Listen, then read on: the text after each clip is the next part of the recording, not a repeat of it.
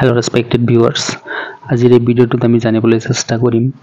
কেন্দ্ৰীয় চৰকাৰে নতুনকৈ ঘোষণা কৰা এটা পেনশন স্কিম যাৰ নাম হল ইউনিফাইড পেনশন স্কিম অৰ্থাৎ ইউপিএস কি আছে এই ইউপিএছত আমি কেইটামান পইণ্টছ আমি জানিবলৈ চেষ্টা কৰিম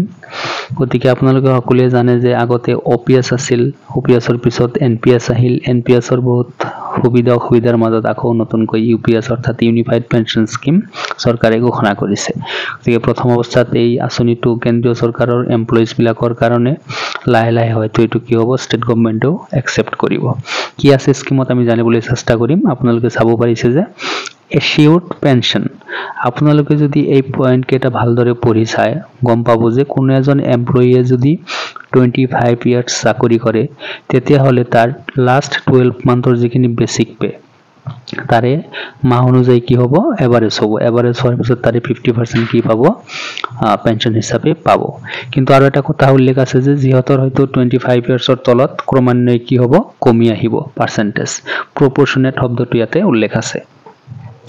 নেক্সট আছে যে এচিউৰ্ড ফ্যামিলি পেনশন তো কি কৰিছে এচিউৰ কৰিছে in the event of an employee's death কোনো এমপ্লয়িৰ ডেথ হলে কি হ'ব লাস্ট টাইম তেও যিমানখিনি পেনশন পাইছিল তাৰে 60% কি পাব ফ্যামিলিয়ে অৰ্থাৎ স্পাউসে পাব নেক্সট যেটো পইণ্ট আছে যে এচিউৰ্ড মিনিমাম পেনশন আৰু আপোনালোকে গমে পাইছে যে 25 ইয়াৰ্সৰ লৈকে কি হ'ব 50% তাৰ পিছত লাহে লাহে কমি আহিব কোনোবা এমপ্লয়ি যদি 10 ইয়াৰ্স চাকৰি কৰে ইহতৰ কাৰণে 10000 পাৰ মান্থ এচিউৰ কৰা হৈছে ইহতে পাব next আপোনালোকে চাব পাৰিছে আদাৰ benefits of unified pension scheme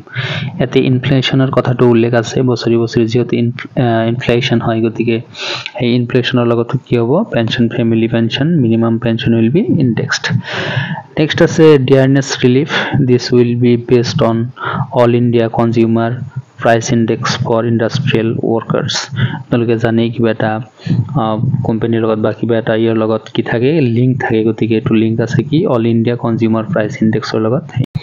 lump sum পেমেন্টৰ ক্ষেত্ৰত ইয়াতে কিবা এটা পইণ্ট দিয়া আছে যে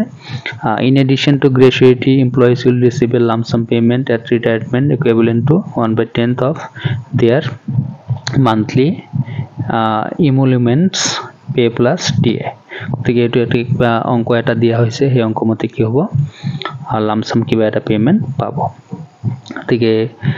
খুব এটা গুৰুত্বপূৰ্ণ এটা আপডেট এটো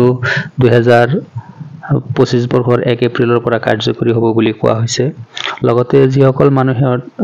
এনপিএছৰ সময়ত ৰিটায়াৰমেন্ট লৈছে বা 2004 ৰ পিছত যেহেতু ৰিটায়াৰ্ড হৈছে ইহতৰ কাৰণে কি কৰা হৈছে এৰিয়াৰ হিচাপে কিবা এটা এমাউন্ট ইহতৰ কাৰণে ধৰা হৈছে দিয়া হ'ব বুলি কোৱা হৈছে গতিকে খুব এটা গুৰুত্বপূৰ্ণ ভিডিও কাইন্ডলি শেয়াৰ কৰিব থ্যাঙ্কস ফৰ ওয়াচিং